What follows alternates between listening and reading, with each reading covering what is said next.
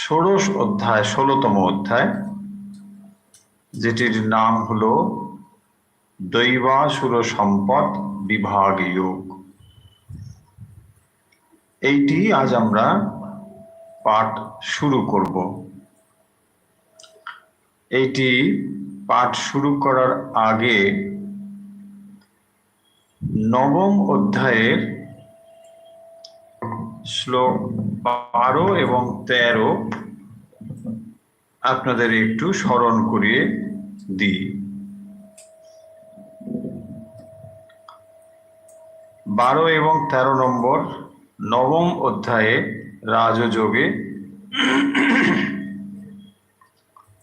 12 নম্বরে বলা হয়েছে মোঘাশা মোঘ কর্মাণো মোঘ জ্ঞানা বিচেতসঃ রাক্ষসীম আসুরীম চৈব প্রকৃতিং মোহিনীম শ্রিতাঃ মহাত্মানস্তু মাম পার্থ দৈবীম প্রকৃতিমাশ্রিতাঃ ভজন্ত অনন্যমনসো জ্ঞাত্বা ভূতাদিব বয়ম।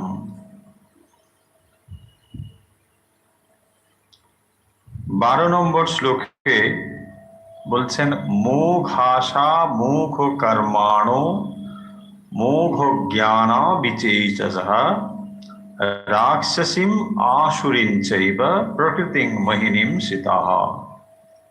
এই দুটি শ্লোকে ভগবান আসুরী সম্পদ এবং দৈবী সম্পদের কথা বলেছেন। 16তম অধ্যায়ে এই কথাগুলোকেই ভগবান আরো বিস্তৃতভাবে বলছেন। আমরা নবম অধ্যায়ের যে দুটি শ্লোকের কথা বললাম 12 এবং 13 নম্বরে,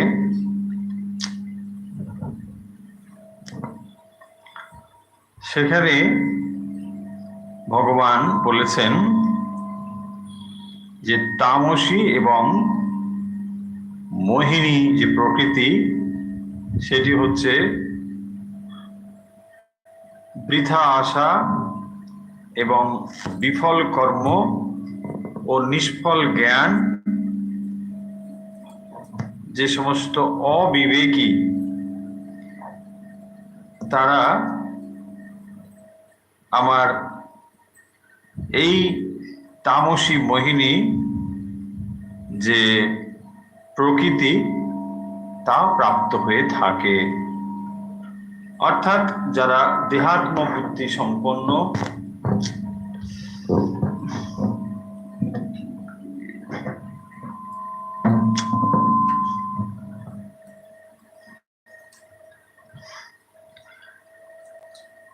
মহাত্মানস্তু মাং পার্থ দৈবীম প্রকৃতিমাশ্রিতাঃ ভজন্তি অনন্যমনসো জ্ঞাত্বা ভূতাদিম অব্যয়ম। কিন্তু বলছেন যে মহাত্মানস্তু মাং পার্থ, কিন্তু যারা মহাত্মা হে পার্থ, তারা কি করেন না আমার দৈবী প্রকৃতিকে আশ্রয় করেন। এবং সেটি কিরকম?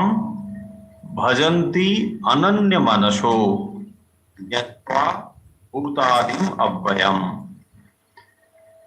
এবং তারা আমার সাত্ত্বিক স্বভাবকে আশ্রয় করে আমাকেই সর্বভূতের কারণ এবং অবিনাশী জেনে অনন্য মনে আমারই ভজনা করেন। এই যে দুটি শব্দ আমরা এখানে পেয়েছি, একটি হলো দৈবী শক্তি বা দৈবী সম্পদ, অপরটি হলো আসুরী সম্পদ। এই কথা দুটিকেই আমরা এই অধ্যায়ে বেশি করে পাব। সেই কারণের জন্য প্রথমেই দেখুন এই অধ্যায়টিতে শুরু হয়েছে দৈব, অসুর, সম্পদ, বিভাগ, যোগ। তাহলে মূল দুটো শব্দ হলো দৈব এবং অসুর। দৈবাসুর, সম্পদ যোগ বিভাগ, এবং প্রত্যেকটি অধ্যায় যেহেতু যোগ সেই জন্য যোগ শব্দটি রয়েছে। তাহলে দৈবী প্রকৃতি এবং আরেকটি হলো আসুরি প্রকৃতি। একটিকে আমরা দৈবী প্রকৃতি বলবো, আরেকটিকে আমরা আসুরি প্রকৃতি বলবো। তাহলে এটা কোথায় রয়েছে? মানুষের মধ্যে। মানুষের মধ্যে কিছু কিছু কোয়ালিটি রয়েছে যেগুলোকে আমরা তার দৈবী সম্পদ বলে থাকি, আবার কিছু কিছুকে আমরা তার আসুরি প্রবৃত্তি বলে থাকি। এই যে দৈবী প্রবৃত্তি এবং আসুরি প্রবৃত্তি, সেগুলোই কি করে বিভাজন করা হয়েছে, অর্থাৎ কোনটাকে দৈবী সম্পদ, কোনটাকে আসুরি সম্পদ বলা হবে, এই বিভাজন এই অধ্যায়ে ভগবান বলছেন। আমরা শ্রীমদ্ ভগবত গীতাকে প্র্যাকটিক্যাল সায়েন্স এই জন্যই বলি যে এখানে কেবল কতগুলো থিওরি বলা হয়েছে তা নয়, এটি একটি জীবনের বিজ্ঞান এবং এই দিক থেকে এটি শ্রেষ্ঠ বিজ্ঞান। কারণ আপনি যত কিছু জানেন তা বাইরের একটি বিষয় হিসেবে তাকে জানেন, কিন্তু সেই বিদ্যাই হবে শ্রেষ্ঠ বিদ্যা যাতে আমি নিজেকে জানতে পারি। কারণ এই ভগবত গীতা হলো আত্মদর্শনের বিজ্ঞান, তাই নিজেকে জানা এই বিজ্ঞানের অন্যতম লক্ষ্য। এবং সেই কারণের জন্য দেখুন এই অধ্যায়ে বিশেষ করে এই দুটি গুণের কথা বলা হয়েছে। আমাদের নিশ্চয়ই মনে থাকার কথা যে আগের অধ্যায়ে আমরা একটি অশ্বত্থ গাছের ধারণা পেয়েছি, এবং সেই গাছটি কি রকম, ওপরের দিকে তার মূল, শাখা প্রশাখা নিচের দিকে।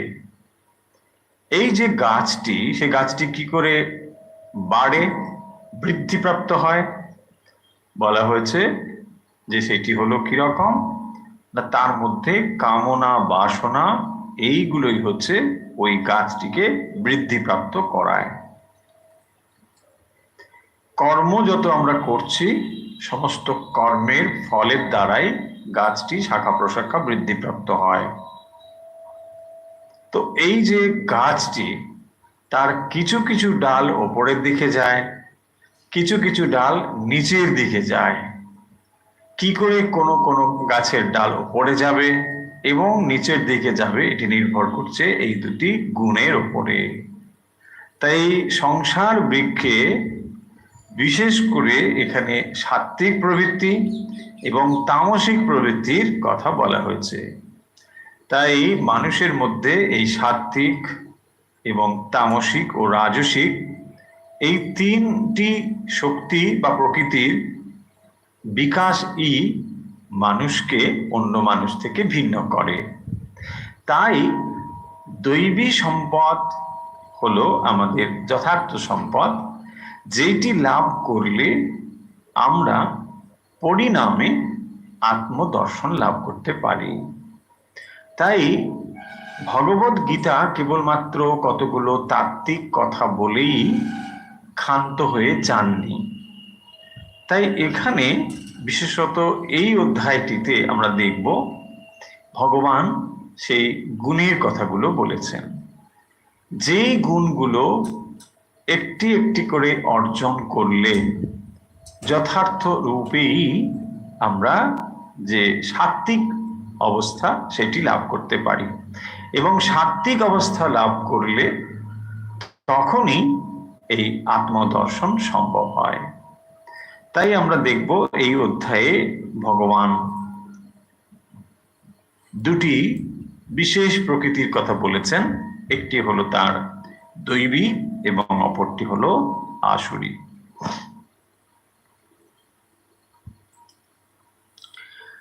প্রথমে শুরু হচ্ছে শ্রী ভগবানুবাচ। শ্রী ভগবানুবাচ, ভগবান উবাচ ভগবানুবাচ। শ্রী ভগবান কথা বলছেন। শ্রী মানে শ্রীযুক্ত, সুন্দর, সেই জন্য তাকে শ্রীযুক্ত। কি বলছেন? অভয়ম সত্য সংশুদ্ধি জ্ঞানার যোগ ব্যবস্থিতি দানম দমশ্চ যজ্ঞশ্চ স্বাধ্যায় তপ আর্জবম।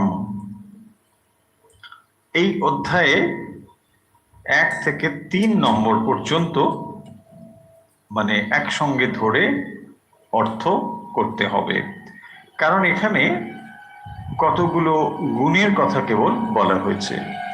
তাই আমরা একটু পড়ে যাব। অহিংসা সত্যম ক্রোধ ত্যাগ শান্তিরপৈশুনম দয়া ভূতেষু ললুপক্ত মার্দবম হ্রিচাপলম তেজস ক্ষমাদিতি শৌচম অদ্রোহা নাতিমানিতা ভবন্তি সম্পদম দৈবীম অভিয়াতস্য ভারত। এইখানে এসে ভগবান থামছেন 1 থেকে 3 নম্বর এসে। তাহলে সম্বোধন হলো কি? ভারত, হে ভারত, মানে হে পার্থ, হে অর্জুন, তাকেই তিনি সম্বোধন করে বলছেন, ভারত সম্বোধন করে বলছেন। কি বলছেন? প্রথমে দেখুন 1 নম্বর, অভয়ম সত্য সংশুদ্ধি। তারপরে জ্ঞানম, মানে এখানে একটা রেফ হয়ে গেল, বিসর্গটা চলে গেল বলে, জ্ঞান যোগ ব্যবস্থিতি দানম দমশ্চ যজ্ঞশ্চ স্বাধ্যায় তপ আর্জবম। তাহলে এখানে কতগুলো গুণের কথা ভগবান পরপর বলছেন। আমরা সেগুলোকে এক এক করে অর্থ দেখব। কি বলছেন? হে অর্জুন, প্রথম শব্দ হলো অভয়ম। তাহলে এখানে কয়েকটি গুণের কথা ভগবান বলেছেন, যেগুলোকে কি বলা হয়েছে না, এইগুলো হলো দৈবী সম্পদ। এইগুলো মানুষের ভেতরে যদি থাকে, সেই মানুষ মানে দেবতার মতন আচরণ করেন। দৈবী সম্পদ, দীপ ধাতু মানে প্রকাশ, অর্থাৎ মানুষের ভেতরে এইগুলো সাত্ত্বিক প্রকাশ। একজন মানুষ তিনি যথার্থ ধার্মিক কিনা, এগুলোই হচ্ছে তার প্রকাশ। হতে পারে একটা মানুষ অনেক সাধন ভজন করে, কিন্তু তার যথার্থ এই কোয়ালিটিস গুলো থাকতে হবে। সেই জন্য এখানে বলেছেন, দেখুন অভয়ম, প্রথম বলেছেন এইটি অভয়ম। তাহলে একজন মানুষ সত্যিকারের ভক্ত কিনা, সত্যিকারের সাত্ত্বিক কিনা, তার অন্তর থেকে অভয় থাকবে, ভয় থাকবে না। প্রথমেই হচ্ছে এইটি তার ভেতরে থাকবে, সেইটি হচ্ছে অভয়ম। এটি আমরা আগে অর্থ দেখি, পড়ে যাই, তারপরে আমরা ব্যাখ্যাতে আসব। তাহলে প্রথম বললেন অভয়ম মানে অভীরুতা, তার মধ্যে ভয় থাকবে না। তারপরে দেখুন বলছেন সত্য সংশুদ্ধি। সত্য সংশুদ্ধি অর্থাৎ তার মধ্যে কি থাকবে না, অন্তঃকরণের শুদ্ধতা। এটা হলো সত্য সংশুদ্ধি, অন্তঃকরণের মানে শুদ্ধতা থাকবে। মানে ব্যবহারের সময় তিনি যেন অপরকে মানে বঞ্চনা করা, এইগুলো তার মধ্যে থাকবে না। তো সেই জন্য বলেছেন সত্য সংশুদ্ধি, তার মধ্যে এইটি থাকবে, যাকে বলা হয় অন্তঃকরণের শুদ্ধতা। দেখুন সত্য সংশুদ্ধি। তারপরে বলেছেন জ্ঞান যোগ ব্যবস্থিতি, তার মানে জ্ঞান যোগে তার নিষ্ঠা থাকবে, তার মানে তার মধ্যে থাকবে জ্ঞান ও যোগের প্রতি নিষ্ঠা। সেই জন্য বলেছেন জ্ঞান যোগ ব্যবস্থিতি, যার মধ্যে সাত্ত্বিক গুণ থাকবে তার মধ্যেই জ্ঞান এবং যোগের প্রতি আকাঙ্ক্ষা থাকবে।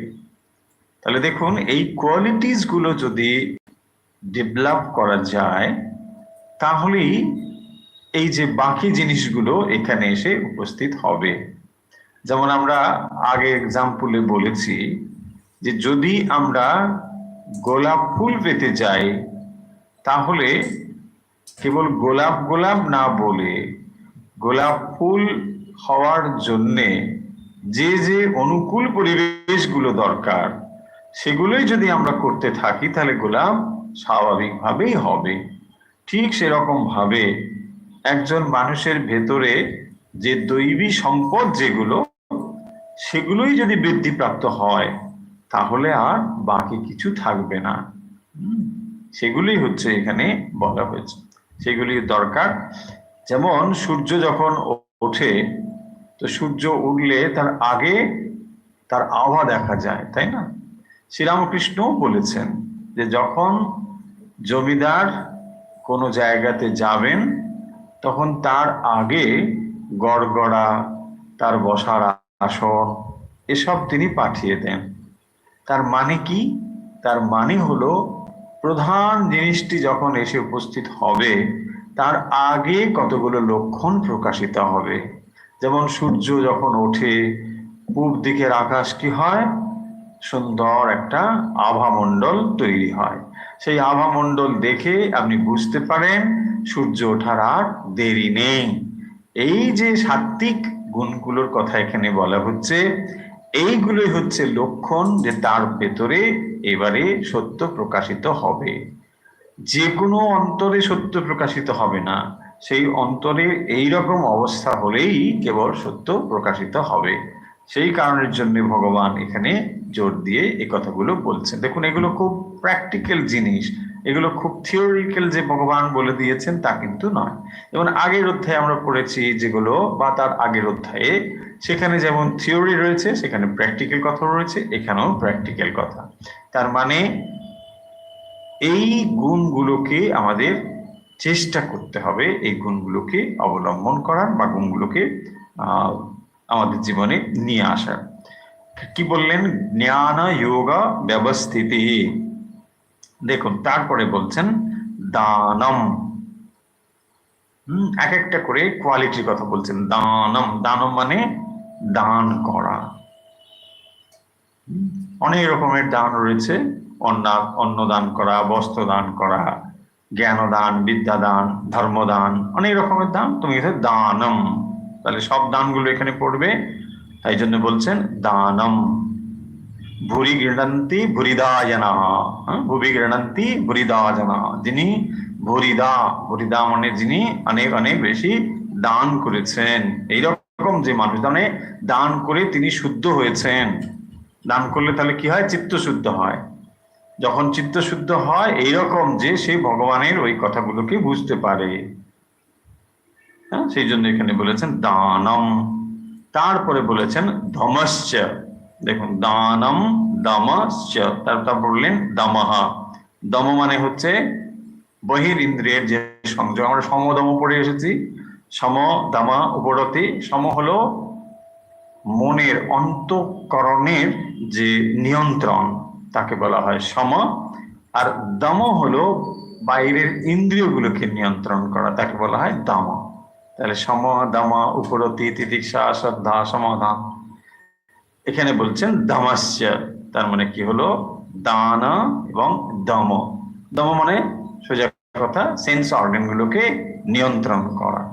সেন্স অর্গান গুলোকে যদি আমরা নিয়ন্ত্রণ না করি তাহলে কি হবে না, সেন্স অর্গানের ভেতর দিয়ে তো আর ভগবানকে বুঝতে পারবো না। ভগবানকে বুঝতে গেলে সেন্স অর্গানের বাইরে বুঝতে হবে। সেই জন্যে সেন্স অর্গান গুলোকে যদি আমরা নিয়ন্ত্রণ করতে না পারি তাহলে এই ইন্দ্রিয়ের বাইরে যেতে পারবো না। মনকে যদি ইন্দ্রিয়ের প্রভাব থেকে মুক্ত করতে না পারি, তাহলে সেই অন্তঃকরণে ভগবানের দর্শন হবে কি করে? ভগবানকে দর্শন করতে গেলে ওই অন্তঃকরণে যে ইন্দ্রিয়ের দ্বারা ছাপগুলো পড়ে রয়েছে সেইগুলোকে বিমুক্ত করতে হবে বা সরাতে হবে। সেই জন্য এখানে দমের কথা রয়েছে বা ইন্দ্রিয় নিয়ন্ত্রণের কথা রয়েছে। তাহলে একটা হলো বাইরের ইন্দ্রিয় সংযম, তারপরে রয়েছে দেখুন যজ্ঞস্য, তারপরে রয়েছে যজ্ঞ। যজ্ঞ মানে শ্রৌত যজ্ঞ এবং স্মার্ত যজ্ঞ দু রকমের হয়। শ্রৌত যজ্ঞ মানে শ্রুতি নির্দিষ্ট যে যজ্ঞ, শ্রুতি মানে আমরা জানি বেদ, তো বেদের কর্মকাণ্ডে অনেক রকম যাগযজ্ঞের কথা রয়েছে, সেইগুলোকেই বলা হয়েছে যজ্ঞ। আবার স্মার্ত মানে স্মৃতিশাস্ত্রে যজ্ঞের কথা রয়েছে।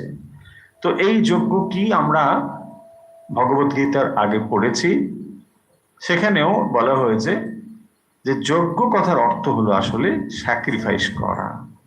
এখন বৈদিক যুগে আমরা বাস করছি না, কিন্তু এখন তাহলে স্যাক্রিফাইসের কি অর্থ হবে বা এই যজ্ঞের কি অর্থ হবে? এখন কি আমরা বসে সেই আবার কাঠ টাট জেলে সহা মন্ত্রে আহুতি দিচ্ছি? নিশ্চয়ই কোথাও কোথাও দিচ্ছি, করছি কখনো কখনো, কিন্তু বৃহত্তর অর্থে যজ্ঞ মানে হলো স্যাক্রিফাইস। অর্থাৎ যখনই আপনি স্বার্থ ত্যাগ করে অপরের জন্য কিছু করছেন, বৃহত্তর অর্থে সেটাই হলো যজ্ঞ। যজ্ঞ মানে আমরা কি করি? আমরা একটা অংশ দান করছি, একটা মহৎ উদ্দেশ্যে তাকে আমরা স্যাক্রিফাইস করছি বা নিবেদন করে দিচ্ছি। এটাও হচ্ছে সেই রকম। এই সমগ্র সমাজ ব্যবস্থাটি চলছে এরকম একটি বড় যজ্ঞের ওপরে। আপনি কোনো না কোনো ভাবে কারোর জন্য করছেন, কেউ আপনার জন্য করছে। এইভাবে প্রত্যেক মানুষের একটা যে অবস্থান, এটি নির্ভর করছে কিন্তু এরকম যজ্ঞের ওপরে। যজ্ঞ ছাড়া এটা সম্ভব নয়, এবং সেই জন্য এখানে এই যজ্ঞের কথা বলা হয়েছে। তারপরে বলা হয়েছে স্বাধ্যায় তপ আর্জবম। দেখুন তারপরে বললেন স্বাধ্যায়। স্বাধ্যায় শব্দের অর্থ হচ্ছে যে বেদ পাঠ, সোজা কথা। স্বাধ্যায় মানে হলো বেদ পাঠ। এখন আমরা হয়তো বেদ পাঠ করছি না সকলে, তাহলে স্বাধ্যায় অর্থটা এখন কিরকম হবে? স্বাধ্যায় হলো যেই শাস্ত্রগুলো পড়লে বা যেই গ্রন্থগুলো পড়লে বা আলোচনা করলে আপনার আত্মিক উন্নতি হয়, তাকেই আমরা বলবো স্বাধ্যায়। হ্যাঁ, কেবল কতগুলো গল্প পড়লাম ওইগুলোকে শ্রদ্ধায় আমরা বলবো না। কেন শ্রদ্ধায় বলবো না? সেখানে আত্মিক বিকাশ ঘটে না। যদি এই কোয়ালিটিস গুলো বা এই শাস্ত্র আলোচনার ফলে আপনার ভেতরে এই দৈবী সম্পদগুলোর প্রাবল্য হয়, বৃদ্ধিপ্রাপ্ত হয়, তখনই তাকে আমরা বলবো স্বাধ্যায়। সেই জন্য স্বাধ্যায় মানে নট সিম্পল স্টাডি, এটা হচ্ছে অনেক বেশি ডিপার, যেটা পড়াশুনো করলে আপনার অভীষ্ট লক্ষ্যের দিকে আপনি অগ্রসর হতে পারেন, তাকেই বলা হবে স্বাধ্যায়। স্বাধ্যায় প্রবচনাভ্যাম মা প্রমাদাহ, এসব উপনিষদে রয়েছে। সব সময় স্বাধ্যায় করার কথা বলা হয়েছে। তার মানে স্বাধ্যায় মানে জাস্ট পড়া নয়, যদিও এই অর্থটি স্বাধ্যায় মানে বেদ পাঠ তখনকার দিনে বোঝাতো, কারণ তখনকার দিনে বেদ পাঠ একেবারে অবধারিত ছিল, প্রত্যেক মানুষকেই বেদ পাঠ করতে হতো। আজ বর্তমান পরিস্থিতিতে আমরা এর অর্থ এরকম করতে পারি বর্তমান সময়ে, যে স্বাধ্যায় মানে কিন্তু রিডিং, নট নেসেসারিলি রিডিং, কারণ এখন রিডিং এর অনেক রকম পদ্ধতি বেরিয়েছে, কিন্তু যাই হোক না কেন সেটা তখনকার সময় ওই রকম ছিল। তখন শ্রুতি পড়ার কোনো জায়গা ছিল না, তখন শুনে শুনে অভ্যাস করে করে মুখস্থ করে করে মানুষ এটা চর্চা করত। কিন্তু এখন যেহেতু অনেক রকম মাধ্যম রয়েছে, আমরা পড়তে পারি, শুনতে পারি, দেখতে পারি, এরকম নানা রকম মাধ্যম হয়েছে। যাই হোক না কেন, যা শুনি, যা দেখি অথবা যা পড়ি, তা যেন আমার অভীষ্ট লাভের সহায়ক হয়, তা নাহলে সেটাকে আমরা সাধ্যায় বলবো না। হিজিবিজি কতগুলো জিনিস পড়াকে আমরা সাধ্যায় বলবো না। হ্যাঁ, জাস্ট আউট অফ কিউরিওসিটি আমি এটা ওটা সেটা নানা রকম পড়ে যাচ্ছি, কিন্তু তাতে আমার সময় নষ্ট হচ্ছে, কাজের কিছু হচ্ছে না, তাকে শ্রদ্ধায় বলা হবে না। শ্রদ্ধায় হচ্ছে যেটা আপনার ওই চিন্তা, ওইটি যে লাভ করতে চান তার অনুসারী হতে হবে। যেমন আপনি একটা জিনিস জানতে চান, একটা বিষয় আপনি মনে মনে ঠিক করেছেন, এবারে যতগুলো আপনি পড়ছেন সেই পড়াগুলো যেন ওর হেল্প হয়, ওর সাহায্য হয়, তবেই সেটা হবে তার শ্রদ্ধায়। তার মানে এটা হ্যাপাচারলি পড়া নয় যে এটা পড়ছি ওটা পড়ছি সেটা পড়ছি, আমি কিন্তু সারাদিন খুব পড়ছি, তা কিন্তু ব্যাপারটা নয়। আশা করি বোঝা গেছে। শ্রদ্ধায় মানে এরকম। তারপরে বলছেন তপ আর্জবম, আর দুটো শব্দ রয়েছে এই শ্লোকটিতে, তপ, তপ এবং আর্জবম। তপ মানে হলো তপস্যা। তপস্যা কলমশমহন্তি বলা হয়েছে, যে তপস্যা করলে কি হয়, কলমশহন্তি, অর্থাৎ যে পাপ থাকে, মানে যা নেগেটিভ এনার্জি থাকে সোজা কথা, তো সেগুলো কিন্তু সব ধ্বংস হয়ে যায় বা চলে যায়, তাকে বলা হয়েছে তপস্যা। তারপরে বলছেন আর্জবম, আর্জব মানে সিম্পলিসিটি, সরলতা, আর্জবম সরলতা, এইগুলো। তাহলে আমরা এই শ্লোকের যে সমস্ত শব্দগুলো আছে আরেকবার করে দেখে নিই। প্রথম শব্দটি হলো অভয়ম। তাহলে দৈবী সম্পদের প্রথম যে শব্দ সেটি হলো অভয়ম, অভয়। তারপরে দেখুন বলছেন সত্য সংশুদ্ধি, তার মধ্যে কি থাকবে না, অন্তঃকরণের শুদ্ধতা। সত্য সংশুদ্ধি মানে হলো অন্তঃকরণের শুদ্ধতা। আমরা অন্তঃকরণের শুদ্ধতা মানে কি বুঝবো, অন্তঃকরণ কাকে বলে, এগুলো আগেও আমরা বলেছি। হ্যাঁ, সত্য সংশুদ্ধি মানে অন্তঃকরণের শুদ্ধি। এখন অন্তঃকরণের শুদ্ধি মানে কি, অন্তঃকরণ কাকে বলে, মনেরই একটি অবস্থার নাম অন্তঃকরণ। মন, বুদ্ধি, চিত্ত, অহংকার, আমরা এই চারটে জিনিস বলি। চারটে জিনিস, মনকেই আমরা এরকম চারটি ভাগে বিভক্ত করেছি। যখন আমরা চিন্তা করছি সেই দিকটিকে লক্ষ্য করে তাকে আমরা বলি মন। মানে একটা কিছু আপনি ভাবছেন, একটা কিছু করছেন, তার সঙ্গে দেখছেন, এই যে জিনিসটি, এইটিকে বলা হবে মাইন্ড, মন। মন, বুদ্ধি, বুদ্ধি কিরকম, যখন আমরা স্থির একটা সিদ্ধান্ত নিই তাকে বলা হয় বুদ্ধি, নিশ্চয়াত্মিকা বুদ্ধি। যখন আমরা নিশ্চিত রূপে বলি তাকে বলা হয় বুদ্ধি, সেটা হলো বুদ্ধির কাজ। তাহলে মন, বুদ্ধি, বাকি থাকলো চিত্ত এবং অহংকার। চিত্ত কি, চিত্ত হলো আমরা যা যা দেখলাম বা যা যা অনুভব করলাম সেগুলো একটা জায়গায় স্টোর হয়, মনের মধ্যেই একটা অংশে সেটা স্টোর হচ্ছে। এখন প্রশ্ন উঠতে পারে যে মন নিয়ে এত কথা হচ্ছে, কিন্তু মনটা আসলে কোথায়, তাই না?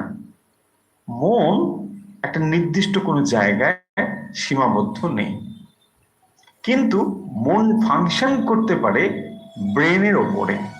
তাহলে মনের একটা স্থূল অংশকে আমরা বলি ব্রেন বা মস্তিষ্ক, কিন্তু ভুল হচ্ছে যখন আমরা মস্তিষ্ককেই ব্রেন মানে মন বলে ভাবি, তখনই সেটা ভুল হয়ে যায়।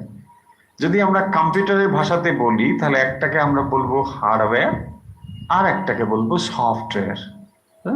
একটাকে বলবো অপারেটিং সিস্টেম, আর একটাকে বলবো মানে অ্যাপ্লিকেশন। দুরকম ভাবে বলবো। কিরকম না, মস্তিষ্ক যেটাকে আমরা মাথা বলছি, ব্রেন বলছি, এটা আসলে আমাদের যে ডিভাইস, যেটাকে আমরা ওখানে অ্যাপ্লিকেশনটা ব্যবহার করব, এটা হচ্ছে হার্ডওয়্যারের মতো। কারণ এটাকে আপনি দেখতে পারেন, এটা ফিজিক্যাল এক্সিস্টেন্স রয়েছে, আপনি দেখতে পাচ্ছেন ব্রেনটা এরকম, ওখানে এই এই কাজ হচ্ছে, সেটা আপনি দেখতে পারবেন। কিন্তু মাইন্ডটাকে আপনি ওভাবে দেখতে পারবেন না। বাট তাহলে কি মাইন্ড নেই? মাইন্ড আছে। ব্রেনটা ছাড়া মাইন্ডটা ফাংশন করবে না, অপারেটিং সিস্টেমের মতো। কম্পিউটারে একটা অপারেটিং সিস্টেম থাকে, ওই অপারেটিং সিস্টেমের ওপরে একটা অ্যাপ্লিকেশন কাজ করে, কিন্তু ওই অপারেটিং সিস্টেম না থাকলে অ্যাপ্লিকেশন কাজ করবে না। আবার ওই অ্যাপ্লিকেশনটা অপারেটিং সিস্টেম নয়, এর দুটোর মধ্যে তফাৎ আছে। এইটাই হচ্ছে তফাৎ। তাহলে মানে মনের স্থূল এক্সিস্টেন্সটা হলো ব্রেন। এই ব্রেন ছাড়া মাইন্ডটা কাজ করতে পারবে না, আবার ব্রেনটা মাইন্ড নয়। বোঝা গেল? তাহলে একটা হলো আমাদের ফিজিক্যাল এক্সিস্টেন্স, যেটাকে আমরা ব্রেন বলছি। ডাক্তারবাবু যেটা আপনার দেখে সেটা আসলে ব্রেন, সেটা মাইন্ড নয়। হয়েছে? মাইন্ডটা একটা একটা সর্বব্যাপী সত্তা। মাইন্ডটা শুধু ওখানে আছে তা নয়, মাইন্ড একটি বিরাট সত্তা, কিন্তু তার রিসেপশনটা ওইখানে হচ্ছে। ওই ব্রেনের ভেতর দিয়ে আপনি তাকে রিসেপশন করতে পারছেন, কিন্তু ওটা ওটা ওই ব্রেনের দ্বারা লিমিটেড হয়ে যাচ্ছে না। এনিওয়ে, সহজ করে যদি বুঝি আমরা জিনিসটাকে, তাহলে কি দাঁড়ালো এখানে? সত্য সংশুদ্ধি মানে আমরা যে বললাম অন্তঃকরণ, তাহলে মনের একটা অংশকে আমরা বলছি অন্তঃকরণ। কি সেই অন্তঃকরণ? যেটা বললাম যে আমরা যে জিনিসটি অনুভব করছি বা আমার মনের ওপরে যে ইমপ্রেশন গুলো তৈরি হচ্ছে, তার মানে ধরুন আপনি কোনো একটা জিনিস দেখলেন বা কোনো একটা কাজ করলেন, সেই কাজটি এখন আর আছে কি? নেই।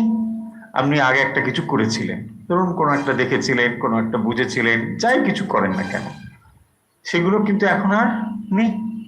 কিন্তু এখন সেটার একটা সূক্ষ্ম রূপ রয়েছে। আপনি কোনো একটা ধরুন খাবার খেয়েছিলেন, কোনো একটা জায়গা গিয়েছিলেন, কোনো একটা দৃশ্য দেখেছিলেন, কথার কথা। তার মানে আমরা যা যা অনুভব করেছিলাম সেগুলো কিন্তু এখন রয়েছে কি? দেখুন এখন কিচ্ছু নেই। আপনি যে জায়গা দেখেছিলেন সেটা এখন কোথায়? কোথাও নেই। সেখানে থাকতে পারে, কিন্তু আপনি তো আর সেখানে এখন নেই। বা আপনি যে খাবারটা খেয়েছিলেন সেটা এখন কোথায়? নেই। কিন্তু সেটির একটা সার্টেল ফর্ম, ভেরি ভেরি সার্টেল ফর্ম রয়েছে। কোথায় রয়েছে? আপনার অনুভবে ধরা রয়েছে, তাই না? আপনি একটা জায়গায় গিয়েছিলেন, ওখানে ভালো লেগেছিল, বা কোনো একটা খাবার খেয়েছিলেন, বা কোনো একটা ফুল বা দৃশ্য দেখেছিলেন, সেই দৃশ্যটা এখন আর নেই। কিন্তু ভেবে দেখুন, ওই দৃশ্যটা আপনার মন কেবল বহন করে চলেছে। ওই দৃশ্যের গ্রস রূপটা শেষ, ওটারই একটা সূক্ষ্ম ভাগ আপনার মন ধরে রেখেছে। ওটাকেই আমরা বলি চিত্ত।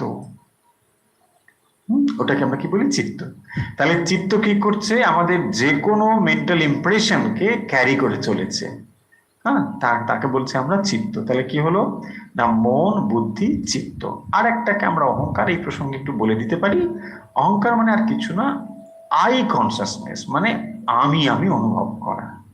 এই যে আপনি আমি অনুভব করছেন, আমরা সকলেই আমি আমি অনুভব করছি, এটাই হলো মনেরই একটা ভাগের নাম, তাকে বলা হয় আমি বা অহংকার। হয়েছে? তাহলে মন, বুদ্ধি, চিত্ত, অহংকার। এখন আমরা কেবল চিত্ত নিয়ে কথা বলবো। দেখুন, তাহলে এই চিত্ত যে বলা হলো চিত্ত সংশুদ্ধি, purification of mind. Purification of mind মানে আরো স্পেশালি পিউরিফিকেশন অফ চিত্তা। চিত্ত মিনস পাস্ট মেমোরিজ। সিম্পল ভাবে বললে পাস্ট মেমোরিজ হচ্ছে চিত্ত। তার মানে যত কিছু আমাদের অন্তঃকরণে ধরা রয়েছে, আমরা সেগুলোকে কি বলবো না মেমোরি বলছি বা চিত্ত বলছি। হয়েছে? আমাদের যেগুলো অন্তঃকরণে ধরা রয়েছে, আমরা যা করেছি, যা শুনেছি, যা বুঝেছি, সেগুলো সবই আমাদের অন্তঃকরণে রয়েছে। এখন এই যে চিত্তে যা ধরা রয়েছে সেগুলোকে শুদ্ধি করার মানেটা কি? তাই না? আমরা যা যা দেখেছি সেগুলো আমাদের ভেতরে রয়েছে। সেই যে ইমপ্রেশন গুলো রয়েছে সেগুলোকে আমরা আমরা কি করে শুদ্ধ করব? বা চিত্ত শুদ্ধি মানে তাহলে ব্যাপারটা কি দাঁড়াবে? যে ইমপ্রেশন গুলো আমার মনের ভেতরে রয়েছে সেগুলো আমি কি করব? কি করে আমরা মুছে ফেলবো, তাই না? এই ব্যাপারগুলো হচ্ছে যে যখন আমরা এখন কোনো একটা বস্তুকে দেখছি বা কোনো একটা জিনিস যখন আমরা অনুভব করছি, তখন আসলে সেটা কি হচ্ছে না, ওই যে পাস্ট মেমোরি যা ধরা রয়েছে সেই পাস্ট মেমোরির দ্বারাই আমরা পরিচালিত হচ্ছি, তাই না? যখন আমরা কোনো একটি জিনিসকে দেখছি, শুনছি বা অনুভব করছি, তখন আমাদের অন্তঃকরণে যে বস্তুটির ছাপ রয়েছে তার দ্বারাই আমরা বস্তুটিকে দেখছি, বর্তমানে যেটাকে দেখছি।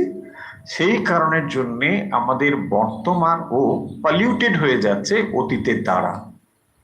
আমাদের বর্তমান অনুভবগুলো পলিউটেড হয়ে যাচ্ছে অতীতের দ্বারা, কারণ অতীতে যে অনুভবগুলো ধরা রয়েছে না, সেই জন্য বর্তমানটা পলিউটেড হয়ে যাচ্ছে। এখন তাহলে চিত্ত শুদ্ধ মানেটা কি? সিদ্ধ করব কি করে চিত্ত? চিত্ত শুদ্ধ মানে হচ্ছে যে এই চিত্তের ওপরে ভালো কিছু সংস্কার তৈরি করা, তাকেই বলা হয় চিত্ত শুদ্ধ। চিত্ত শুদ্ধ মানে এইটি। তার মানে যখন আমরা কোনো ব্যাড ইমপ্রেশন ওই চিত্তের উপর রেখেছি, তার দ্বারা যখন কোনো কিছু দেখছি তখন সেটা ওর দ্বারাই প্রভাবিত হচ্ছে। এখন যদি নতুন করে কোনো ভালো জিনিস, গুড হ্যাবিটস আমরা তৈরি করি, তাহলে কি হবে না, চিত্ত শুদ্ধ হবে। এটাই হচ্ছে চিত্ত শুদ্ধ। তার মানে যখন ব্যাড ইমপ্রেশন গুলো সরে গিয়ে ভালো ইমপ্রেশন গুলো তৈরি হবে, তার মানে আমরা যে স্পিরিচুয়াল প্র্যাকটিস গুলো করবার চেষ্টা করি, সেটা কি করে? সেটা আমাদের অন্তঃকরণকে শুদ্ধ করার জন্য সাহায্য করে। যারা অলরেডি যাদের মধ্যে রয়েছে, অর্থাৎ যাদের মধ্যে এই দৈবী সম্পদ গুলো রয়েছে, তাদের চিত্ত শুদ্ধ। সেই জন্য এখানে বলছেন সত্য সংশুদ্ধি, তাদের অন্তঃকরণ শুদ্ধ রয়েছে। তার মানে দেখবেন যেটা যেটা যা তারা সেটাকে সেভাবেই বোঝে। তা না হলে কি হবে, উল্টো অর্থ হয়ে যাবে, তাই না? কোনো একটা জিনিস হয়তো তার ইমপ্রেশনটা ব্যাড রকম ধরা রয়েছে, তো এখন ভালো হলেও সেটা সে আর ভালোভাবে নিতে পারবে না। সব সময় ওই অতীতের অভিজ্ঞতার দ্বারাই সেটি প্রভাবিত হয়ে পড়বে। সেই কারণের জন্যই এই সত্য সংশুদ্ধি দরকার। এবং সত্য সংশুদ্ধি হলে কি হবে তাহলে না, বস্তুকে আমরা যথার্থ রূপেই বুঝতে পারবো, যথার্থ রূপেই অনুভব করতে পারবো, এবং তার ফলে অন্তঃকরণ যখন শুদ্ধ হবে, সেই শুদ্ধ অন্তঃকরণে আমরা সত্য স্বরূপ ভগবানকে দেখতে পাবো, প্রতিবিম্বিতকে ধরতে পারবো। হয়েছে? তা না হলে আমরা এই অন্তঃকরণে তাকে দেখতে বা বুঝতে পারবো না। তাহলে আমাদের কাছে হাতিয়ার কি রয়েছে? দেখুন, আমাদের কাছে হাতিয়ার হলো মন। যে সূক্ষ্ম জিনিসটি আমাদের কাছে রয়েছে সেটা হচ্ছে মন। বাকি যেগুলো রয়েছে এগুলো হচ্ছে স্থূল ইনস্ট্রুমেন্ট। স্থূল ইনস্ট্রুমেন্ট মানে কোনগুলো? পাঁচটি ইন্দ্রিয়, চক্ষু, কর্ণ, নাসিকা, জিহ্বা, ত্বক। এগুলো আমাদের কাছে জ্ঞান লাভের জন্য পাঁচটি মানে ইন্দ্রিয়, স্থূল ইন্দ্রিয়। এগুলো স্থূল জিনিস, চক্ষু, কর্ণ, নাসিকা, জিহ্বা। কিন্তু তার থেকেও সূক্ষ্ম হলো মন। তাহলে যা আমরা করতে পারি, কি করতে পারি? চিত্তকে শুদ্ধ করতে পারি, মনকে শুদ্ধ করতে পারি। হয়েছে? তাহলে ভালো সংস্কার তৈরি করলে কি হবে না, চিত্ত শুদ্ধ হবে। এটা গেল এক। দ্বিতীয়, আরো অনেক রকম কথা রয়েছে চিত্তশুদ্ধি বিষয়ে, আমরা সংক্ষেপে বলবো। আরো বিষয় রয়েছে এই যে যখন কোনো কিছুর মধ্যে ডুয়ারশিপ না থাকে, তখন সেটা ইমপ্রেশন তৈরি করতে পারে না। যেমন ধরুন কোনো একটা কাজ কেউ করলো, সেই কাজটির পেছনে যদি তার কর্তৃত্ব বোধ না থাকে, মানে আমি এটা করছি, যদি এই ভাব বা বোধ না থাকে, তাহলে ওই কাজের ভালো কিংবা মন্দ তার কাছে এসে পৌঁছবে না। যখনই আপনি কনসিয়াসলি কিছু একটা করেন, তখনই সেই কাজের ভালো কিংবা মন্দ যাই হোক না কেন, তার ইমপ্রেশনটা চিত্তের উপরে পড়ে। যদি আমি কনসিয়াসলি কোনো কিছু না করি, তখন কিন্তু ওই চিত্তের মানে কর্মের ভালো কিংবা মন্দ ইমপ্রেশনটা অন্তঃকরণে এসে পড়ে না। তার মানে যদি কোনো কর্ম কেউ কর্তৃত্বহীন ভাবে করে, তার ইমপ্রেশন কিন্তু অন্তঃকরণে এসে পড়ে না, এবং তার ফলেও চিত্ত শুদ্ধ হয়। এটি হলো কর্মযোগের দিক থেকে। আর ভক্তির দিক থেকে বলা হবে যে যখন আপনি কোনো ভালো কাজ করছেন, মানে ভালো সংস্কার তৈরি করছেন, এই যেমন এখানে বলা হয়েছে দান, যজ্ঞ, তপ ইত্যাদি, এইগুলো করতে করতে কি হবে না, অন্তঃকরণে এগুলোর একটা ইমপ্রেশন বা ছাপ এসে পড়বে। তাহলে তখন কি হবে, চিত্তটি এইগুলির দ্বারা শুদ্ধতা লাভ করবে। এবং চিত্ত শুদ্ধ হলে কি হবে না, শুদ্ধ চিত্ত তাকে স্থির করা সম্ভব। যখন চিত্ত অশুদ্ধ হয়ে রয়েছে তখনই চঞ্চলতা রয়েছে, এটা অশুদ্ধ চিত্তের একটি লক্ষণ। চিত্ত যখন অশুদ্ধ হয়ে রয়েছে মানে সেখানে অনেক ইমপ্রেশন রয়েছে। হ্যাঁ, অনেক ইমপ্রেশন আছে মানে একটার পর একটা বাবলের মতন বাবল উঠতে থাকে। এবং যখন এটি বারবার উঠতে থাকে, এটাই হচ্ছে আমাদের চিত্ত চঞ্চল হওয়ার কারণ। আমরা যে চিত্ত চঞ্চল হই না, এটা করছি ওটা করছি, নানা রকম ভাবে হাজার হাজার চিন্তা মনের মধ্যে চলতে শুরু করেছে। এগুলো কারণ কি? কারণ হচ্ছে ওই ইমপ্রেশন গুলো আমাদের চিত্তের ওপরে বারবার ওরকম একটা একটা করে বাবল তৈরি করছে। যখন এইগুলো স্টেবল হয়ে যায়, স্থির হয়ে যায়, অর্থাৎ যখন ইমপ্রেশন গুলো মানে আস্তে আস্তে কমতে থাকে, তখন এটা একটা স্টেবল হয়। এবং এইটি যখন একেবারে শুদ্ধ, মানে এটা স্থির হওয়া। এখানে শুদ্ধ মানে মানে অন্য কিছু ঢুকে গেল এইরকম না। যেমন আমরা বলি না, যেমন ফিজিক্যালি চিন্তা করুন, একটা আয়না আছে, এই আয়নার শুদ্ধতা আমরা একরকম বুঝি। আয়নার শুদ্ধতা মানে হয়তো ডাস্ট পার্টিকেল রয়েছে, আপনি কি করবেন, ডাস্ট পার্টিকেল গুলোকে ডাস্টিং করে দিলেন, দিলে কি হলো, আয়নাটা শুদ্ধ হয়ে গেল, তাই না? তার মানে কোনো একটা জিনিসকে যখন আমরা আউটারলি ফিজিক্যালি শুদ্ধ করতে চাই, তখন আর একটা কিছু দিয়ে তাকে আমরা সরিয়ে দিলে ওটা শুদ্ধ হয়ে গেল, এটা আমরা বুঝে যাই। কিন্তু তাহলে মনকে করব কি করে? মনকে করতে হলে মনের দ্বারাই করতে হবে। দেখুন, এখানে আর আপনার কাছে কোনো ইনস্ট্রুমেন্ট নেই, কেবলমাত্র মন দিয়েই আপনার মনকে শুদ্ধ করতে হবে। এবং সেই জন্যই কাজটা খুব কঠিন। মনকে ধীরে ধীরে ধীরে ধীরে এক একটা ভালো সংস্কার তৈরি করতে হবে। এবং সেই জন্য সংস্কার কাকে বলা হয়? যা আমরা রিপিটেডলি করি, দ্যাট ক্রিয়েট সংস্কার, তাকেই বলা হয় সংস্কার। যেটা আমরা রিপিটেডলি করছি, বারবার বারবার যেটা করছি, ওটা কি করে, মনের ওপর একটা ইমপ্রেশন তৈরি করে। সেই ইমপ্রেশন আপনাকে আবার প্রভোগ করবে ওই ভালো কাজ করার দিকে, এবং আলটিমেটলি আপনি তখন ভালো করতে করতে ভালোই হয়ে যাবেন। এটাই হচ্ছে এর পদ্ধতি। তাহলে আমরা চিত্তশুদ্ধি বুঝলাম। তাহলে অভয়ম সত্য সংশুদ্ধি, তারপরে কি বলেছেন, জ্ঞান যোগা ব্যবস্থিতি। দেখুন তাহলে কি বলছেন না, জ্ঞান যোগা, অন্তঃকরণের শুদ্ধির কথা বললেন, তারপরে বলছেন জ্ঞান যোগা ব্যবস্থিতি। তাহলে এখানে কি হলো, জ্ঞান এবং যোগে নিষ্ঠা। ব্যবস্থিতি মানে হচ্ছে নিষ্ঠা। তাহলে জ্ঞান এবং যোগের প্রতি নিষ্ঠা থাকবে। যখন তার অন্তঃকরণটি শুদ্ধ হয়েছে, তখন সেই অন্তঃকরণেই জ্ঞানের প্রতি নিষ্ঠা থাকবে। তাহলে আমাদের যে জ্ঞানের প্রতি নিষ্ঠা হয় না কেন? অন্তঃকরণ মলিন বলে।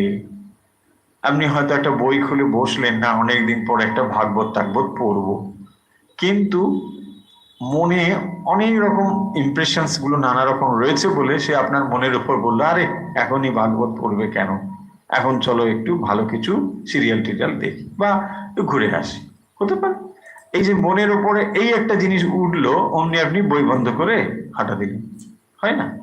এই যে জিনিসগুলো কেন হচ্ছে, এইটাই হচ্ছে যে যখনই আমাদের চিত্তে এরকম ব্যাড ইমপ্রেশনস গুলো রয়েছে নানা রকম, তখন আমরা জ্ঞানের দিকেও আমাদের ইচ্ছে হয়, জ্ঞান লাভেরও ইচ্ছে হয়, তখন এগুলো মানে হয় না। বলছেন জ্ঞান যোগ ব্যবস্থিতি। তাহলে সত্য গুণের প্রকাশ হলে তার ভেতরে কি হবে না, জ্ঞান যোগ নিষ্ঠা হবে, এবং তার ভেতরে তারপরে আসবে দানম। দেখুন এই কোয়ালিটিস গুলো, এখানে 26টা কোয়ালিটির কথা রয়েছে, আমরা এগুলো মন দিয়ে পড়বো। হ্যাঁ, 26 কোয়ালিটিস কি। তারপরে বলছেন দানম, তাহলে কি করতে হবে, দান। কি দান করব? দানের প্রশ্ন আসলেই সঙ্গে সঙ্গে মানে আমাদের মনে হয় আমরা তো গরিব মানুষ, আমরা আবার কি দান করব, তাই না? কিন্তু দান কেবল সবসময় যে অর্থের দান বোঝায় তা কিন্তু নয়। হ্যাঁ, আপনি একটা ভালো কথা বললেও সেটা দান। আপনি কাউকে যদি দাঁড়িয়ে একটা মিষ্টি কথা বলেন বা তার যা জিজ্ঞাসা তারও যদি উত্তর দেওয়া হয়, সেটাও কিন্তু দান। দান মানে শুধু অর্থ ব্যাপার নয়। কিন্তু আমাদের হাতে এখন আর একদম সময় নেই, মানুষ এতই ব্যস্ত, কেউ কিছু জিজ্ঞাসা করলে আমরা কোনো উত্তরই দিই না, তাই না? আপনি দেখবেন রাস্তা দিয়ে যাচ্ছেন, কাউকে হয়তো জিজ্ঞাসা করুন যে ভাই এই রাস্তাটা ওইদিকে গেছে, সে কোনো কোনো ব্যাপারই নেই, উত্তরই দেবে না। এখন এরকমই অবস্থা মানুষের, মানে কোনো কিছুতে মানুষ আর এত সেলফ সেন্টার যে অন্য কোনো কিছু নেই। কিন্তু আমরা বুঝতে পারছি না যে আমার অবস্থানটাও অন্যের উপর নির্ভরশীল, পাশাপাশি মানে ওর জীবনটাও আমার উপর নির্ভরশীল। প্রত্যেক মানুষই প্রত্যেক মানুষের উপর পারস্পরিক ভাবে নির্ভরশীল, তা না হলে এই পৃথিবীতে কেউ আমরা বেঁচে থাকতে পারবো না। তো সেটা আমরা বুঝি না, তো তাই আমরা ওইরকম করতে থাকি। সেই জন্য এখানে বলছেন দান। দান মানে অনেক রকমের দান আছে। আমরা একটু আগে যেমন বললাম, স্বামীজিও দেখবেন এই এই দানের কথা বারবার বলেছেন, যে অন্নদান, বস্ত্রদান, শিক্ষাদান, বিদ্যাদান, ধর্মদান, এগুলো হচ্ছে এক একটি দানের মানে নমুনা বা বিষয়। কিন্তু এর মূল কথা হলো সেই দানই হবে শ্রেষ্ঠ দান, যে দান অধিকতর সময়ের জন্য মানুষকে সাহায্য দান করতে পারে, অধিক সময়ের জন্য। আপনি যদি অন্ন দান করেন, খাবারটা একটু পরে তার আবার খিদে পাবে, তাহলে এটাকে আমরা একরকম দান ঠিকই আছে, কিন্তু তার থেকে বিদ্যা দান হচ্ছে হাইয়েস্ট। ওর তুলনায় ভালো হবে বিদ্যা দান। কেন কি না, বিদ্যা দান হচ্ছে আরো অনেকটা সময়ের জন্য, তাই না? এবং ধরুন তার থেকে বলা হবে ধর্মদান, কারণ ধর্মদান কি করে, মানুষকে রূপান্তরিত করে দেয়। একটা মানুষের পার্সোনালিটিটাই বদলে যায়, একজন মানুষ সম্পূর্ণ আলাদা মানুষ হয়ে যায়, তাই না? ধর্ম এরকম করতে পারে, অঙ্গুলিমালকে একদম মানে পুরো সন্ন্যাসী করে দিল। তো এই যে ট্রান্সফরমেশন গুলো হয়, এটা কি করতে পারে, ধর্ম করতে পারে। সেই জন্যে ধর্মদান হচ্ছে শ্রেষ্ঠ দান। একজন মানুষের পুরো ব্যক্তিত্বটাকেই রূপান্তর ঘটিয়ে দিতে পারে। এইগুলো দানের দিক থেকে। তাহলে কি হলো দান, তার মানে সাত্বিক যখন হবে তার ভেতরে কি থাকবে, দান মানে এখনকার ভাষায় আমরা কি বলবো, sharing. when you are sharing something, you are giving something, is it not? so sharing something, দান মানে শেয়ার করা। কি শেয়ার করছেন, আপনার নলেজ শেয়ার করতে পারেন, আপনার ফ্রেন্ডশিপ শেয়ার করতে পারেন, হ্যাঁ, এইগুলো হচ্ছে ব্যাপার। আপনি যে কোনো কোথাও একটা গেলেন, যেটা লাভ করছেন, জানলেন, ও আচ্ছা আমি অন্য কেউ জানাই, হ্যাঁ, ও সবার সঙ্গে ভাগ করে নি, এই ভাবটাকেই বলা হয় শেয়ার, এটাকেই বলা হয় দান। শ্রীরামকৃষ্ণ বলছেন না, সেই গল্পটা বারবার আমাদের মনে আসে, যে একটি প্রাচীর ঘেরা জায়গায় একজন দেখলেও যে খানিকটা ওপরে গিয়ে ওখানে খুব আনন্দের মানে হাট বাজার বসেছে।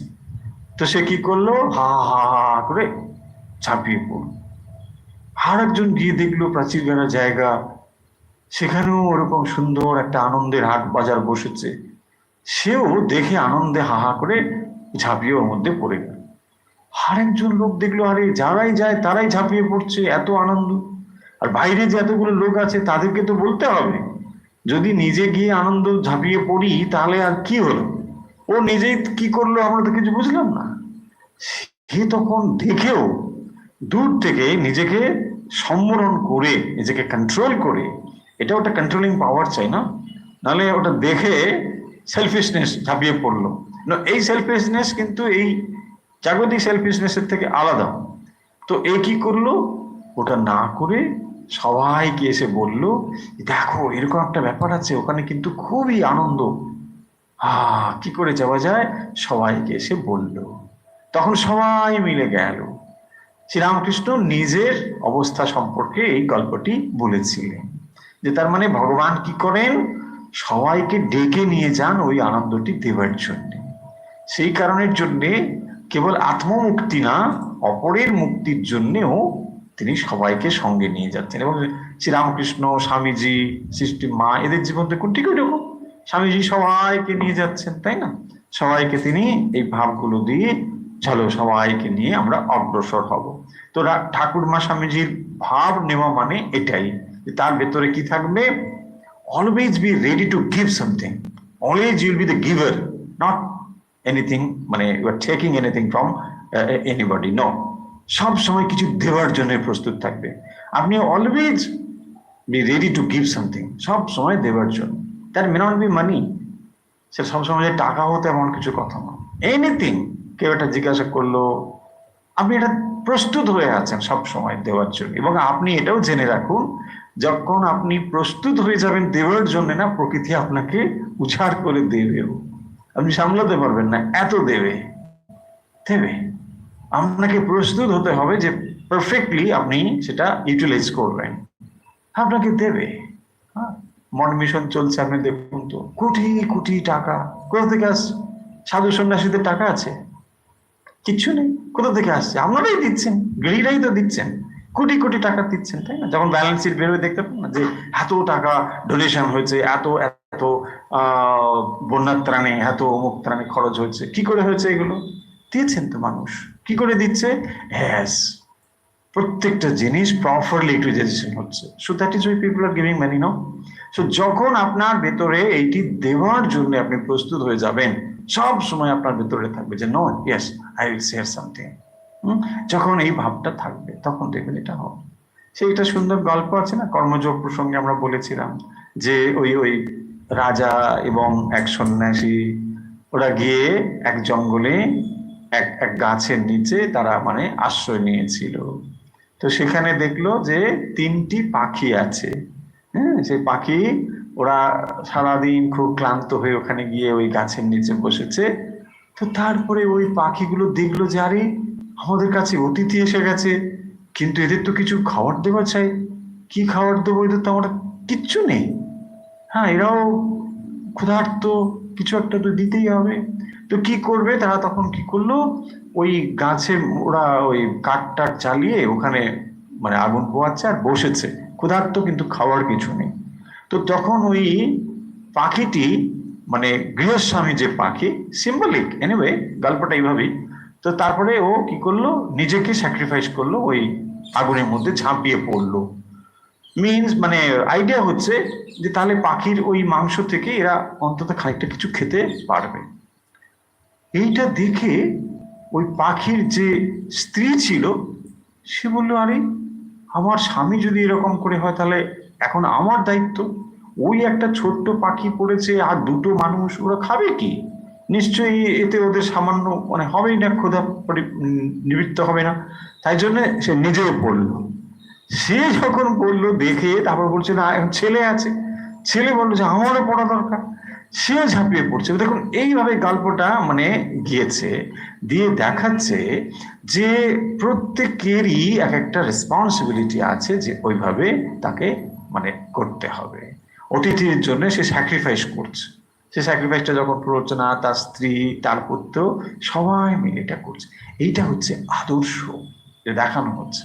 ঠিক গল্পটির অনেক অনেক লম্বা গল্প রয়েছে, আরো অনেকটা ব্যাপার রয়েছে, যাই হোক। তো তাহলে ব্যাপারটা যেখান থেকে দাঁড়ালো দান করা, দান দিতে হবে।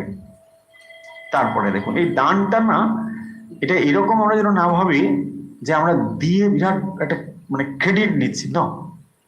আপনি দিচ্ছেন এই জন্যে যে আপনি নিয়েওছেন প্রচুর। হ্যাঁ, দেওয়াটা আপনার ডিউটি। হ্যাঁ, এটা সেন্স অফ রেসপন্সিবিলিটি, আপনাকে দিতে হবে। দিয়ে আপনি মহান কিছু হচ্ছেন না, বরং না দিয়ে আপনি নিজের মানে যে ঋণ তাকে অস্বীকার করছেন। সো এইটাই কারণ আপনি আমি যখন পৃথিবীতে এসেছি তখন পৃথিবীটা সুন্দর সাজানো ছিল, ফল ছিল, ফুল ছিল, গাছ ছিল, পালা ছিল, সবই ছিল, তাই না? আপনি সেগুলো এসে সব ভোগ করেছেন। তো এখন আপনার রেসপন্সিবিলিটি এগুলো দেওয়া। সো এই জন্য দান যেন এরকম আমরা না ভাবি যে আমরা বিরাট দান করে দাতা হয়ে গেলাম। হ্যাঁ, আমার নাম লিস্টটা কোথায় গেল, আমার নামটা কেন নেই ওখানে? হ্যাঁ, আমি এত দিলাম, আমার আগের দিকে নামটা থাকা উচিত ছিল, নামটা কেন নিচের দিকে দিয়ে দিয়েছে? না, এই নিয়ে অনেক গোলমাল হয়। ওরে বাবা, ভক্ত, সকল ভক্ত, তাদের মধ্যে আবার অনেক গোলমাল আছে। আমার নামটা লিস্টের প্রথমে না করে মানে লিস্টের নিচে কেন হয়ে গেল? আমি তো অনেক দিয়েছিলাম। যাই হোক, বাদ দিন। এবারে দেখুন দামাহচ, তাহলে আমরা কি বলবো? ধম। তাহলে এগুলো আমরা কি পড়ছি? এগুলো হচ্ছে দৈবী সম্পদ। হ্যাঁ, এগুলো হচ্ছে সাত্ত্বিক সম্পদ। তাহলে আসল সম্পদ হলো এইগুলোই। মানুষের সঙ্গে বলে না, মানুষ যে মানে খুব কলিউক্যালি এরকম বলা হয় না যে মানুষ কিছু নিয়ে আসে না, মানুষ কেউ নিয়ে যেতে পারে না। এক্স্যাক্টলি সত্যি কথাই, সেটা হচ্ছে মেটালিস্টিক হইতে। আপনি কোনো ম্যাটার নিতে পারবেন না, কোনো ম্যাটার দিয়ে যেতে মানে আর এখান থেকে ক্রিয়েটও করতে পারবেন না। যা ম্যাটার ছিল ওটাই ছিল। আপনি এসেছেন যখন খালি হাতে, যাবেনও খালি হাতে, কথা সকলে আমরা বলি, সবসময় আমরা শুনি, তাই না? এক্স্যাক্টলি তাই, কিন্তু কিছু নিয়ে যেতে পারবেন। সেটা কি নিয়ে যেতে পারবেন সেগুলো এখানেই বলছেন। হ্যাঁ, এই ব্যালেন্স গুলো কেউ কিন্তু হ্যান্ড ওভার করতে পারবে না। বলছে না আমার আছে, আমি আমি একটা চেক লিখে দিচ্ছি, হ্যাঁ আমি থাকবো না, ছেলে নাতিকে দিয়ে গেলাম। বলছে না না না, এই চেক গুলো দিতেও পারবেন না, এটা এক্স্যাক্টলি এক্সক্লুসিভলি আপনার। এখানে কেউ শেয়ার করতে পারবে না, কাউকে দিতেও পারবে না। তো এইগুলো হচ্ছে কোয়ালিটিস। সেগুলো কি? দামা, বাইরের ইন্দ্রিয়গুলোকে সংযম করা, ইন্দ্রিয়গুলোকে সংযম করা। তার মানে কি না, প্রত্যেক মুহূর্তে ইন্দ্রিয়গুলো কি করছে, আমাদেরকে বহির্মুখী করছে। প্রত্যেকটা মুহূর্তে ইন্দ্রিয়গুলো আপনাকে বাইরের দিকে টেনে নিয়ে যাচ্ছে। এই জন্য এগুলোকে ঘোড়ার সঙ্গে তুলনা করা হয়েছে। ঘোড়া, আপনি যখন ঘোড়ায় চড়েন কি করেন, আপনি একটা লাগামটা হাতে রেখে ঘোড়াগুলোকে নিয়ে চলেন, তখন আপনি জার্নি করেন, ঘোড়াগুলো আপনি জার্নির সহায়ক, তাই না? এবারে ধরুন যদি ঘোড়া তার ইচ্ছে মতো যায়, তাহলে ঘোড়া will be satisfied but not you. তফাৎটা বুঝুন।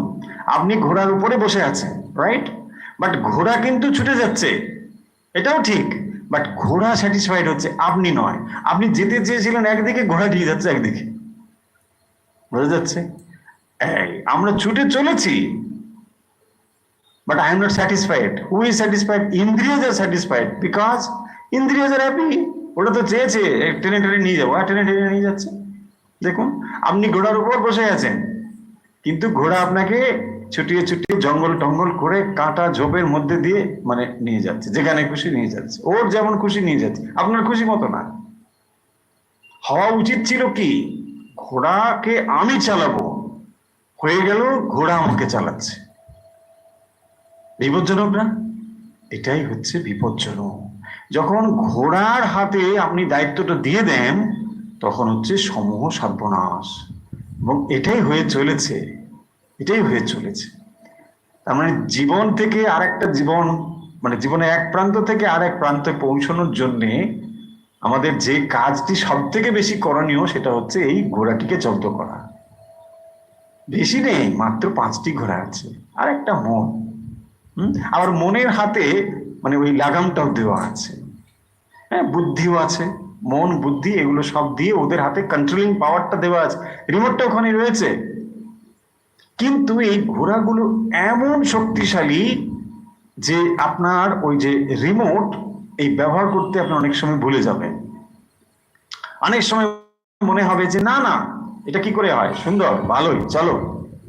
কিন্তু একটু একটু ওইভাবে করতে করতে যে কোথায় গিয়ে আমরা মানে দাঁড়াবো, এর সীমা পরিসীমা নেই। একটা ছোট্ট থেকে শুরু হয়, গিয়ে মানে সেটা একেবারে পর্বত প্রমাণ হয়ে যায়। সোপান গোলকের ন্যায় বলা হয়, সোপান গোলক। একটা সোপান মানে স্টেয়ারকেস, তার মধ্যে একটা বল, যখন সিঁড়ি থেকে বলটা পড়ে, প্রথম ধাপে যদি আপনি আটকাতে না পারেন, তারপরে কিন্তু আর আটকাতে পারবেন না, প্রবল শক্তিশালী হয়ে যাবে বলটা, তাই না? লাফাতে লাফাতে লাফাতে লাফাতে একদম পরপর পরপর গড়িয়ে চলে যাচ্ছে। এটাকে বলা হয় গোলক সোপান গোলক ন্যায়। তার মানে প্রথমেই যদি আপনি কন্ট্রোলিং মেজারটা না রাখেন, তাহলে কি হবে? হবে না। ওই যে বলে না, কি বলে, প্রথম রাত্রে বেড়ালটা বেঁধে দাও। সো এক্স্যাক্টলি মিনিংটা হচ্ছে ওটাই। মিনস আপনি যদি কন্ট্রোল করতে চান, you have to do it from the beginning itself, তাই না? তা নাহলে আপনি আর পারবেন না, প্রথম থেকে এটাকে করতে হবে। কিন্তু আমাদের মনে হবে কি, দেখুন, মনে হবে নো, ইটস অল রাইট, আছে এমন আর কি, ও ঠিক আছে চলো, ওটা এমন কিছু না। কারণ প্রথম প্রথম ওটা অত ভয়ঙ্কর রূপে আমাদের কাছে আসবে না। কিন্তু যখন ওটা ধীরে ধীরে, শ্রীরামকৃষ্ণ কি বলছেন, এক্সাম্পল ধরুন কলম্বারা পথ বলেছেন। সো যখন ওটা অনেকটা নিচে নেমে এসেছে, তখন বলছে ও, তো আমি এখন কম্পেয়ার করতে পারি যে ওখান থেকে এটা নেমে এসেছে, এছাড়া আপনি বুঝতে পারবেন না। এই হচ্ছে এক সমস্যা। এবং মন হচ্ছে সবসময় আপনাকে প্রতারিত করে চলেছে, এভরি মোমেন্ট মন সবসময় প্রতারিত করে চলেছে। সেই জন্য তার উপরের ফ্যাকাল্টি নাম হচ্ছে বুদ্ধি। বুদ্ধিটাকে দিয়ে মনটাকে যদি নিয়ন্ত্রণ করতে না শিখি, তাহলে কিন্তু ওই মনের ট্র্যাপে পড়লে গড়িয়ে গড়িয়ে কোথায় যাবে তার ঠিক নেই। কারণ মন কি চায়? রস চায়। আমরা বহুবার বলেছি কথাগুলো। মন কি চায়? রস চায়। মন চায় আনন্দ। জড় বস্তু দিয়ে মনের তৈরি, মন জড় আনন্দ পেতে চায়। কখনো মন দেখবেন এমনি এমনি থাকবে না, কোনো একটা কিছু নেবে আর সবসময় একটা রস খুঁজবে, একটা আনন্দ চাইবো। এবং সেই আনন্দটা কি? জড় আনন্দ। যখনই একটা জড় আনন্দ আপনার সামনে তুলে ধরলো মন, তখন আপনি স্যাটিসফাইড, বা ভালো লাগলো তো, বেশ তো সুন্দর। বাট এই হচ্ছে প্রথম শুরু, এই হচ্ছে প্রথম শুরু। ওই যে বিড়াল বাঁধার কথা বললাম, এখানেই বাঁধতে হবে, this is the point. So এটা যদি আমরা না করতে পারি, কি হবে? ধীরে ধীরে ধীরে ধীরে হয়ে গেল, তাই না?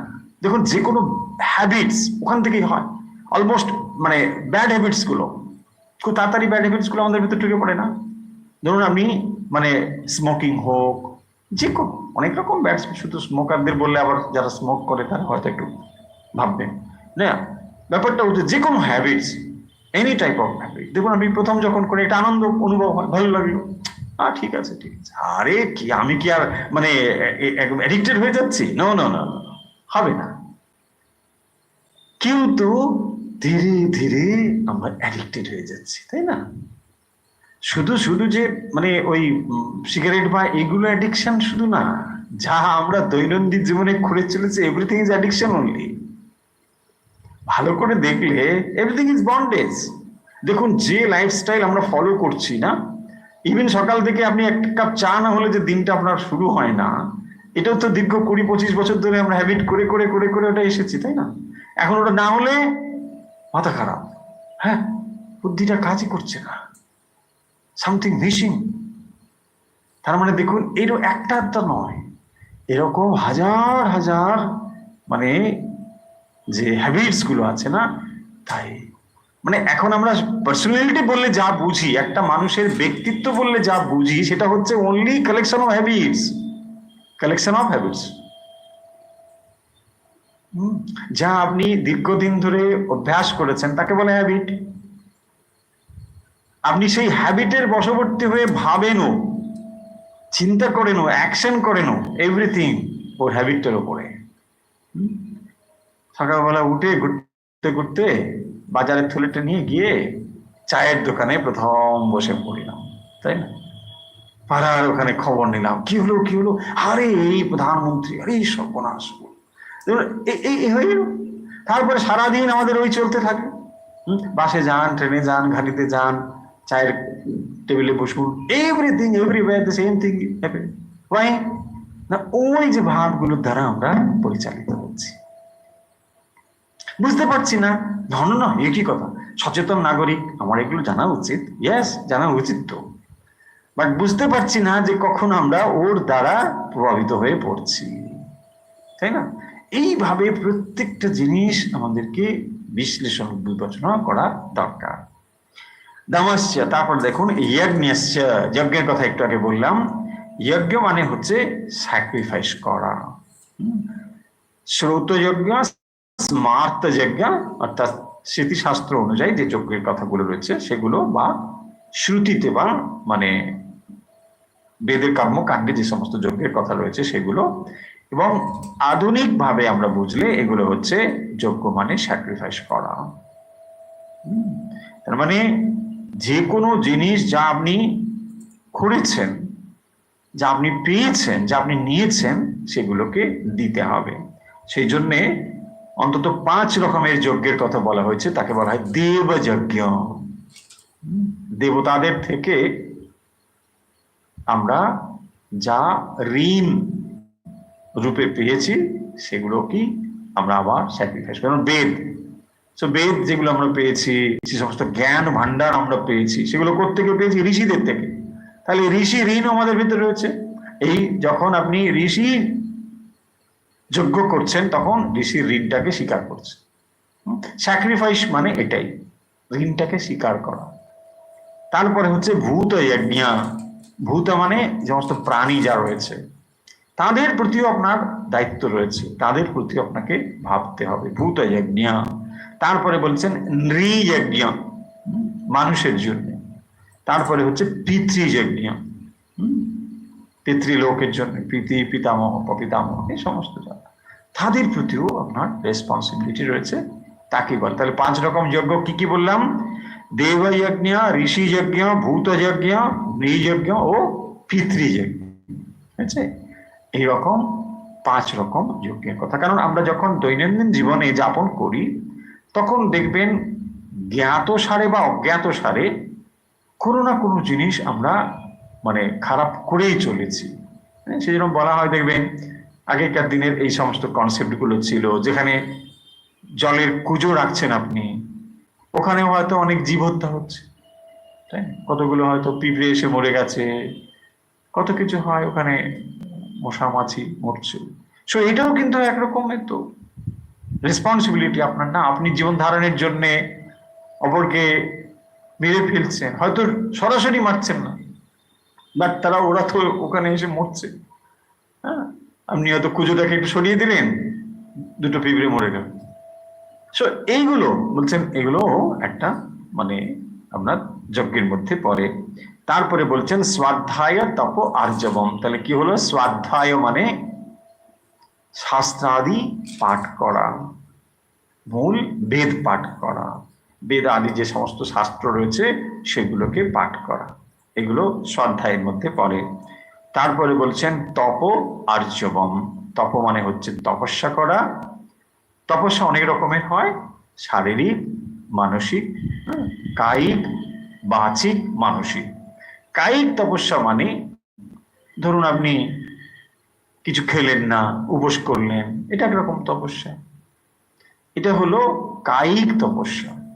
বাচিক তপস্যা, বাক্যকে আমি মানে এমন ভাবে প্রয়োগ করছি যে আর আমি ধরুন মৌন অবস্থা ধারণ করছি, ঠিক, এটাও একরকম তপস্যা, বাচিক তপস্যা। তারপরে কি হলো না মানসিক তপস্যা, মনে মনে তিনি একটা সংকল্প করছেন যে এই সময় থেকে এই সময় পর্যন্ত আমি জপ করব, খাদ্য গ্রহণ না করে, বা এরকম কোনো, বা হয়তো কেউ বলছেন আমি তীর্থ দর্শন করে এই পরিক্রমা করব, এটাও একরকম, যেমন তার সঙ্গে শারীরিক রয়েছে, মানসিকও রয়েছে। তো এইগুলো হচ্ছে তপস্যা। সেই তপস্যা কি করে না আমার মূল লক্ষ্যের দিকে আমাকে নিয়ে যায়। তাপ হচ্ছে একরকম অগ্নি, অর্থাৎ ভেতরে আমাদের একরকম অগ্নি তৈরি হয়। এই তপস্যাগুলো কি হয়? অগ্নি তৈরি হয়, এবং সেই অগ্নি কি করে আমাদের কলমশকে, অর্থাৎ মনের যে মলিনতাগুলোকে দূরীভূত করতে পারে। মনে যে সমস্ত মলিনতাগুলো রয়েছে সেগুলোকে দূর করতে পারে এই তপস্যা। সেই জন্য বলা হয়েছে তপস্যা কলমশম হন্তি, তপস্যা করলে এগুলো চলে যায়। আগুন আমাদের এটা করতে পারে। তাহলে কি হলো, আমরা আজকে কেবল 1 নম্বরটাই পড়া হলো, অভয়ম সত্য সংশুদ্ধি জ্ঞানার যোগ ব্যবস্থিতি দানম দমশ্চ যজ্ঞস্য স্বাধ্যায় তপ আর্জবম। আর্জম হলো সরলতা, সিম্পলিসিটি। তাহলে এই জিনিসগুলো, অর্থাৎ এই যে দৈবী সম্পদ, সেই দৈবী সম্পদগুলো যখন কারোর মধ্যে প্রকাশিত হয় তখন বুঝতে হবে যে তার আর জ্ঞান লাভের বাকি নেই, জ্ঞান লাভ খুব তার ঘটবে। সেই জন্য এই জিনিসগুলোর দিকেই আমাদের দৃষ্টি দিতে হবে। আমরা যেমন আগে বললাম যে যদি গোলাপ ফুল পেতে চাই তাহলে কেবল গোলাপ গোলাপ না পড়ে গোলাপের জন্য যে অনুকূল পরিবেশ, অর্থাৎ তার মাটি তৈরি করা, যথেষ্ট সার দেওয়া, জল দেওয়া, এইগুলো হচ্ছে এখানে বলেছেন। তাহলে ভগবত গীতা কেবল তাত্ত্বিক কথা বলে না, ভগবত গীতা আমাদের প্র্যাকটিক্যাল কথা বলে, সামথিং টু ডু, আমাদের কিছু করতে হবে, তাই না? তাহলে দেখুন এই জিনিসগুলো যদি আমরা কেবল পড়ি তাহলে কি পুণ্য হয়ে যাবে? আমরা অনেকে বিশ্বাস করি যে এটা পড়লে অনেকটা পুণ্য পাপ, ব্যাপারটা এরকম নয়। এইগুলোকে লাভ করতে হবে, তবেই আমাদের মধ্যে এগুলো আসবে, তাই না? তা নাহলে এটা হবে না।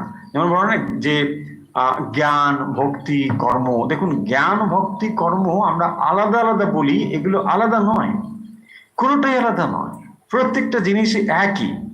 কিন্তু জ্ঞান ভক্তি কর্ম এগুলো হচ্ছে একটা বিভিন্ন রকম দিক। যেমন একটা সিম্পল একদম শেষ করব, সময় হয়ে গিয়েছে অনেকটা, যে ধরুন আপনি কোন একটা মিষ্টি খাবার খাচ্ছেন, মিষ্টিটা যখন আপনি খাচ্ছেন আপনি মিষ্টত্বটা অনুভব করছেন, কিন্তু ওই সঙ্গে ওই মিষ্টিটার যে ওজনটা, ধরুন একটা মিষ্টির একটা নির্দিষ্ট ওজন আছে, সেই ওজনটাও কিন্তু আপনি গ্রহণ করছেন। অ্যাট দ্য সেম টাইম মিষ্টির যেটা ফর্ম আছে ওই ফর্মটাও আপনি গ্রহণ করছেন, বাট আননোয়িংলি, তাই না? দেখুন যখনই আমরা একটা মিষ্টি খাচ্ছি শুধু যে তার সুইটনেসটাকে নিচ্ছি তা নয়, ডাইমেনশন গুলো বলছি, আমি দিকগুলোর কথা বলছি। অ্যাট দ্য সেম টাইম আপনি কিন্তু ওই ওজনটাকেও নিচ্ছেন, ওর মিষ্টির ওজন আছে তো। একটা ওজন আছে এবং ওর একটা ফর্ম আছে। সো আপনি ফর্ম অ্যান্ড ওজন ওটাকেও গ্রহণ করছেন যখন কোনো একটা বস্তু বা মিষ্টত্ব গ্রহণ করছেন। আমি বোঝাতে পারছি কি? তার মানে যখন ওই মিষ্টত্বটা গ্রহণ করছেন, ওটার সঙ্গে যদি আমি মানে এই তিনটির সঙ্গে যোগ করি, কর্ম, জ্ঞান, ভক্তি, তাহলে দেখুন ওই একটা জিনিসের তিনটে ডাইমেনশন রয়েছে। তাহলে একটাকে যখন আমি গ্রহণ করছি, কেবল দৃষ্টিটা ওদিকে আছে বলেই ওটাকে প্রধান বলছি, কিন্তু বাকিগুলো আমার গ্রহণ করেই হচ্ছে, তাই না? দেখুন প্রত্যেকটা জিনিসের মধ্যে এই ডাইমেনশন রয়েছে। এনিওয়ে, তাহলে আজকে এখন একদম সময় নেই, শেষ করবো, চলো।